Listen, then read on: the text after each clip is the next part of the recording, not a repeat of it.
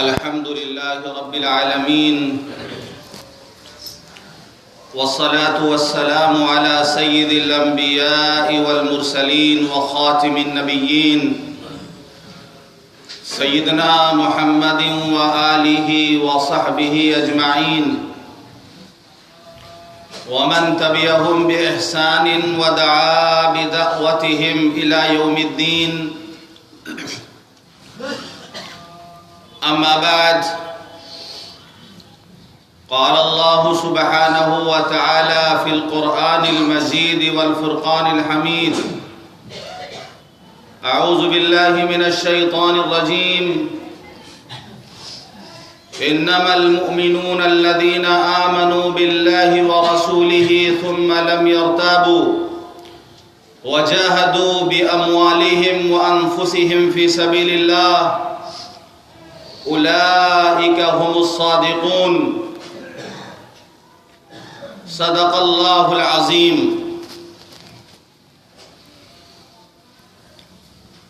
محترم بزرگوں، دوستوں اور دینی بھائیوں،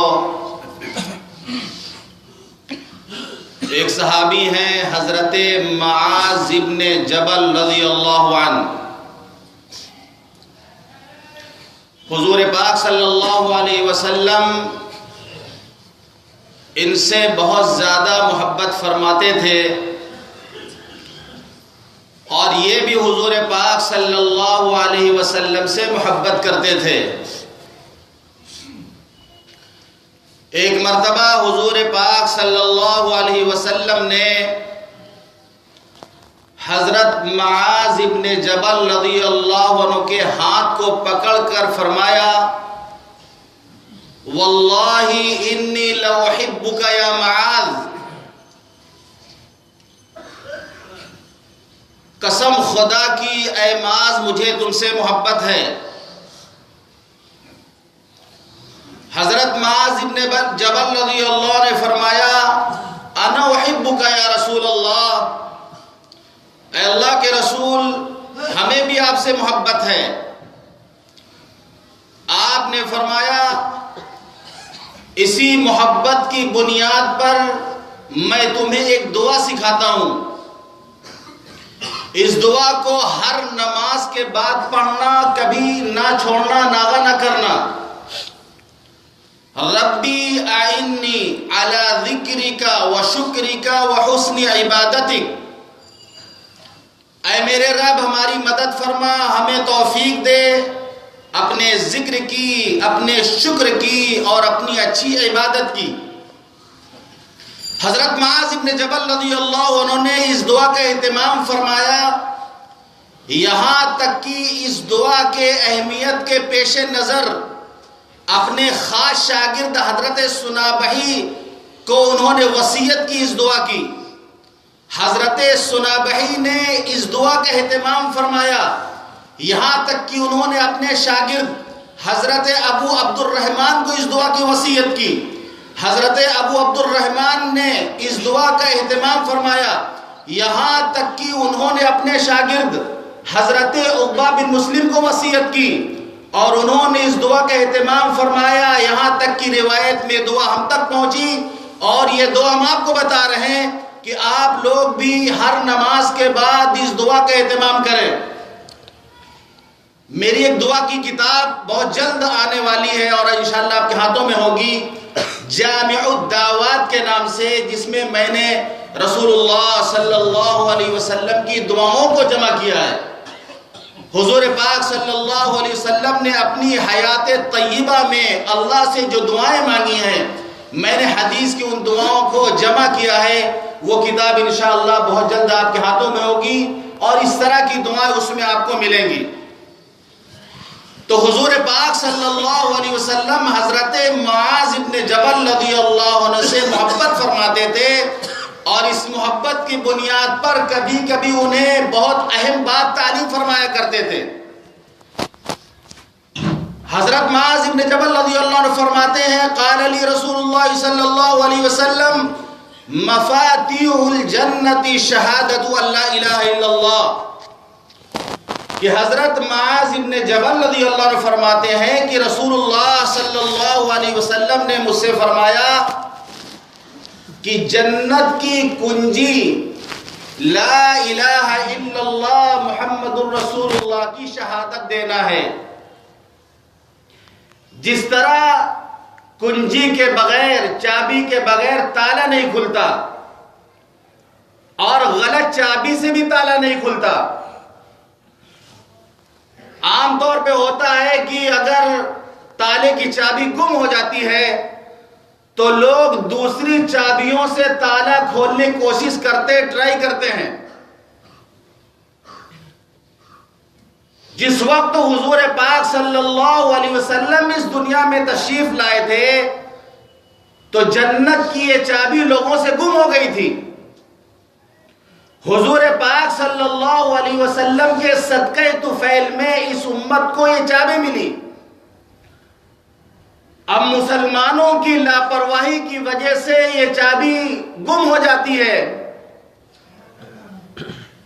تو دوسرے راستے سے تالا کھولنا چاہتے ہیں، دوسری چابیوں کا استعمال کرتے ہیں. کوئی کہتا ہے ڈیک چڑھا دو تو جنت میں چلے جاؤ گے، حلوہ بناؤ گے تو جنت میں چلے جاؤ گے، کھچڑا بناؤ گے تو جنت میں چلے جاؤ گے، شربت بناؤ گے تو جنت میں چلے جاؤ گے، مرغا ذبح کر دو جنت میں چلے جاؤ گے، جھنڈا لہرا دو جنت میں چلے جاؤ گے، فلاں کو کافر کہہ دو جنت میں چلے جاؤ گے، دوسروں کو دیکھ کر لاہور پڑھو جنت میں چلے جاؤ گے، دوسروں کو دیکھ کے کافر کہو، برا بھلا کہو، جنت میں چلے جاؤ گے. مختلف چابیاں لوگ استعمال کر رہے ہیں. لیکن ہمیں دیکھنا یہ ہے کہ حضور پاک صلی اللہ علیہ وسلم نے کون سی چابی ہمیں دی ہے. تو یہ حدیث بتاتی ہے جس کے راوی حضرت معاذ ابن جبل رضی اللہ عنہ کہ حضور پاک صلی اللہ علیہ وسلم نے جنت کی یہ چابی دی ہے کہ جو سچے دل سے اس بات کے اقرار کرے، شہادت دے دین نام ہے اصلاح عقائد کا، دین نام ہے اصلاح عقائد کا، اور عقیدے میں سب سے پہلی چیز عقیدہ توحید. اور توحید کے بارے میں عام طور سے مسلمانوں کا ذہن صاف نہیں ہے. آپ اگر عام طور سے مسلمانوں سے ملیں، ان سے گفتگو کریں تو معلوم ہوگا کہ توحید کے بارے میں ان کا نظریہ کیا ہے. کوئی کسی آستانے سے اپنی امید لگائے بیٹھا ہے، کوئی مزار سے امید لگائے بیٹھا ہے، کوئی کسی پیر سے امید لگائے بیٹھا ہے. عجیب و غریب عقائد لوگوں کے ملیں گے تو توحید کی طرف سے عام طور سے مسلمانوں کا ذہن صاف نہیں ہے. بڑے پڑھے لکھے لوگ ہیں، نکل جاتا ان کی زبان سے اللہ اور اس کے رسول اگر ایسا چاہے تو یہ ہو جائے. یہ اللہ کی قدرت میں شرک ہے. وہ فعال لما یرید ہے، اللہ جو چاہے گا وہ ہوگا. نبی نے بہت چاہا کہ آپ کے چچا ابو طالب کلمہ پڑھ لیں، نبی نے بہت چاہا کہ آپ کے چچا ابو طالب کلمہ پڑھ لیں. آپ نے آخر وقت تک کوشش کی، اللہ نے نہیں چاہا، ابو طالب کو ہدایت نہیں دی. وہ ویشی جنہیں دیکھ کے حضور نے فرمایا تھا کہ ویشی میری آنکھوں کے سامنے بتایا کرو کیونکہ مجھے میرے چچا یاد آ جاتے ہیں. ویشی نے آپ کے محبوب چچا حضرت حمزہ کو شہید کیا تھا احد کے میدان میں، لیکن پسند آ گیا اللہ کو حضرت ویشی، تو حضرت ویشی کو اللہ نے ہدایت دے دی اور ہدایت دے کر رضی اللہ عنہ کا پروانہ عطا فرما دیا. تو عقیدہ بنیادی چیز ہے. عقیدہ بہت صاف ہونا چاہیے، بہت صاف ستھرا ہونا چاہیے. اگر عقیدہ اچھا ہے، اللہ اور اس کے رسول کے بارے میں بدگمانی نہیں ہے، کوئی شک شبہ نہیں ہے. سورہ حجرات کی آیت میں نے پڑھی، اللہ فرماتا انما المؤمنون الذین آمنوا باللہ ورسولہ ثم لم یرتابوا، کہ ایمان والے تو وہ ہیں جنہوں نے یقین کیا اللہ اور اس کے رسول پر، ثم لم یرتابوا، پھر وہ شک میں نہیں پڑے. وجاہدوا باموالہم وانفسہم فی سبیل اللہ، اور انہوں نے اپنی جانوں سے اپنے مالوں سے اللہ کے راستے میں جہاد کیا. اولئک ھم الصادقون، یہ ہے سچے لوگ. ادنا تردد نہ رہ جائے، ذرا سا شک نہ رہ جائے. اگر عقیدے میں تردد ہے، اگر عقیدے میں شک ہے، اگر آدمی مطمئن نہیں ہو پا رہا ہے تو اس کا مطلب یہ ہے کہ اس کا عقیدہ صحیح نہیں ہے. عقیدہ اگر درست ہے، اعمال میں کمی کوتاہی ہو جائے گی تو اللہ معاف کر سکتا ہے. اعمال بہت اچھے ہیں لیکن عقیدہ غلط ہے، عقیدہ خراب ہے، عقیدہ شرکیہ ہے.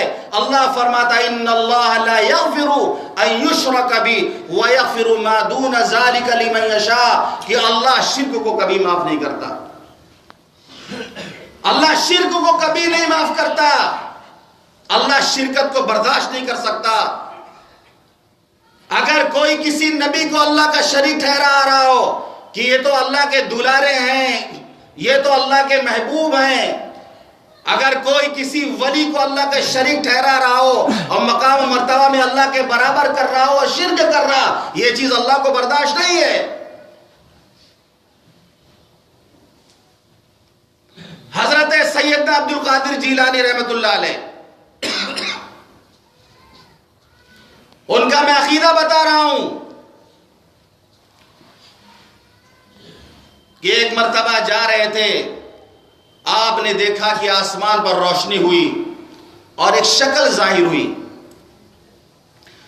آواز آتی ہے کہ میں تمہارا رب ہوں، عبد القادر میں تمہارا رب ہوں، میں نے ساری حرام چیزوں کو تمہارے لیے حلال کر دیا ہے.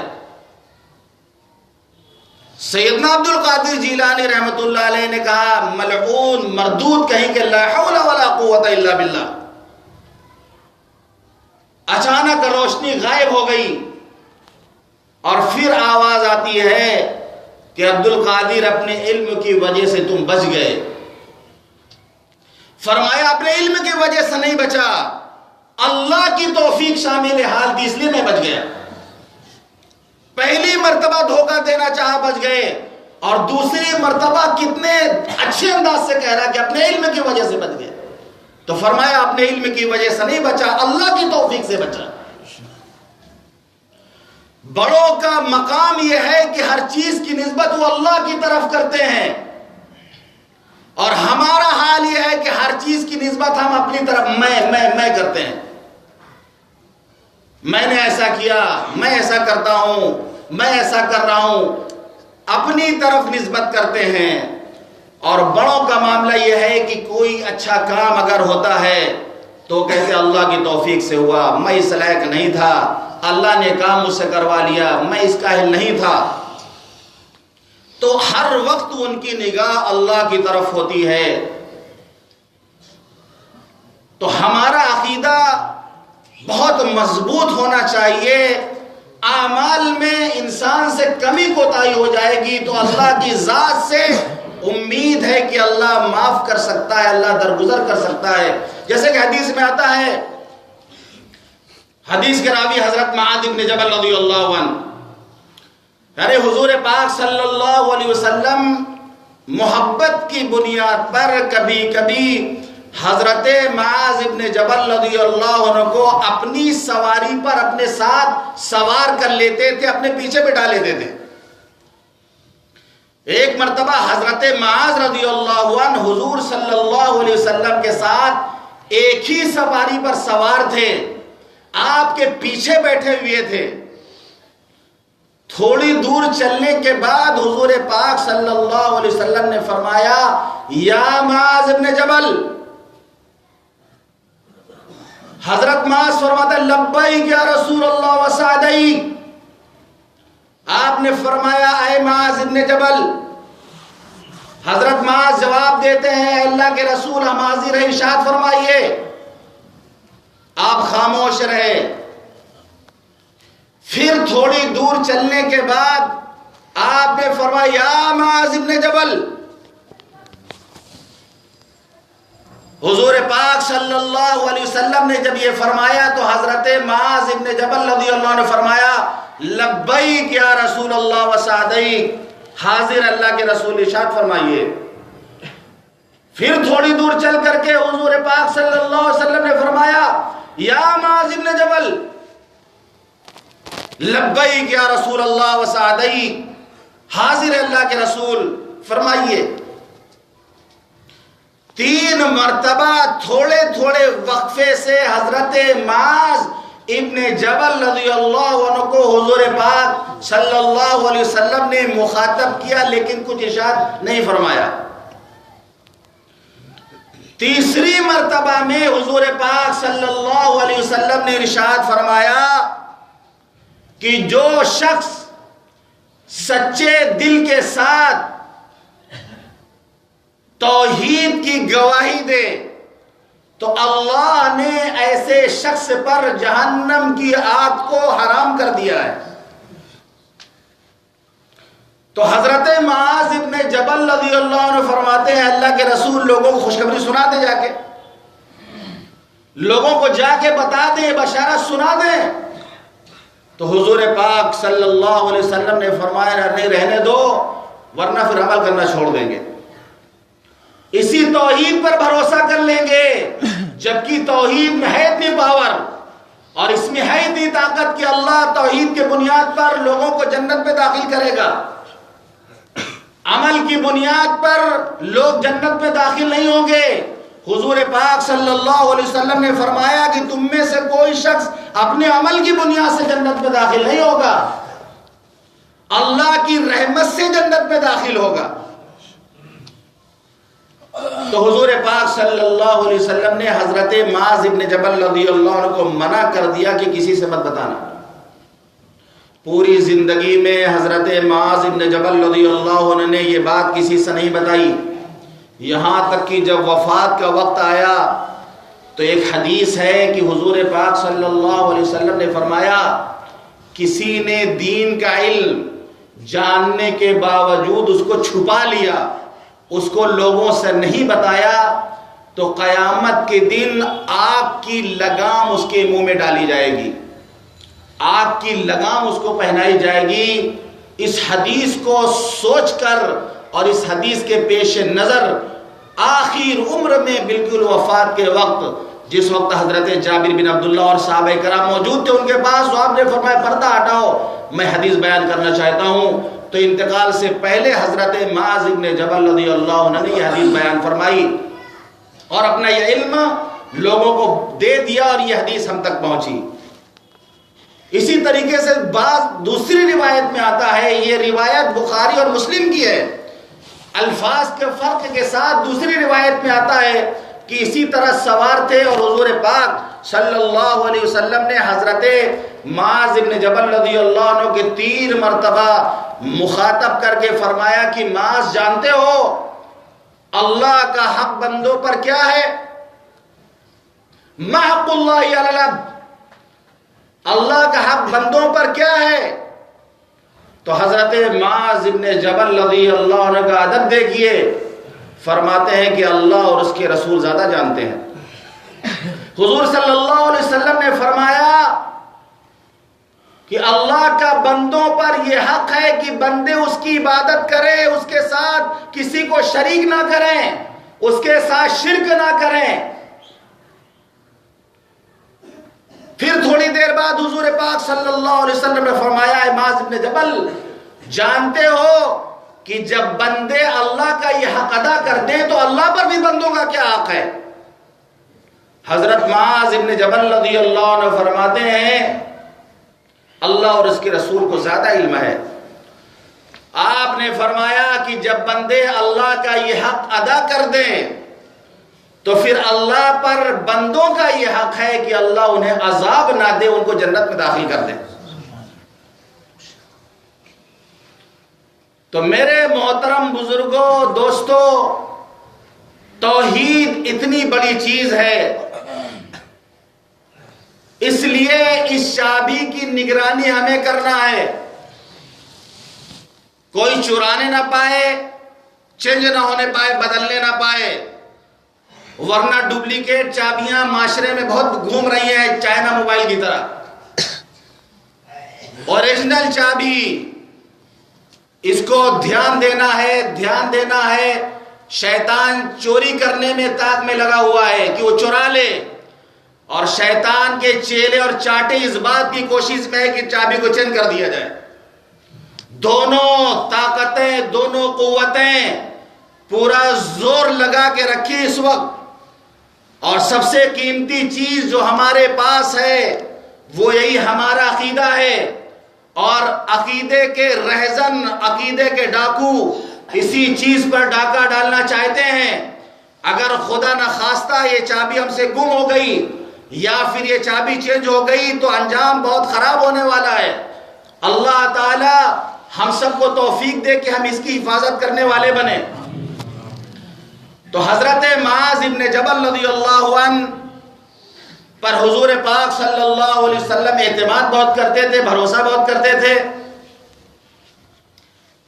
صدقے کی کھجوریں آتی تھیں تو حضور پاک صلی اللہ علیہ وسلم حضرت معاذ ابن جبل رضی اللہ عنہ کو کہتے تھے کہ ان کی نگرانی کرنا، کوئی لے نہ جانے پائے.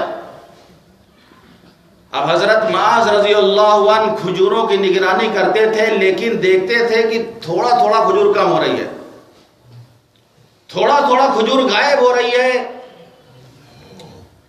شکایت کہ اللہ کے رسول کھجور کے ڈھیر سے تو کھجوریں کم ہو رہی ہیں. حضور پاک صلی اللہ علیہ وسلم نے فرمایا شیطان ہے جو آتا ہے رات میں تم اس کی نگرانی کرنا.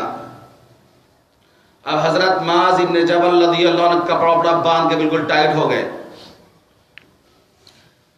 رات ہوئی، آپ نے دیکھا کہ ایک ہاتھی آیا،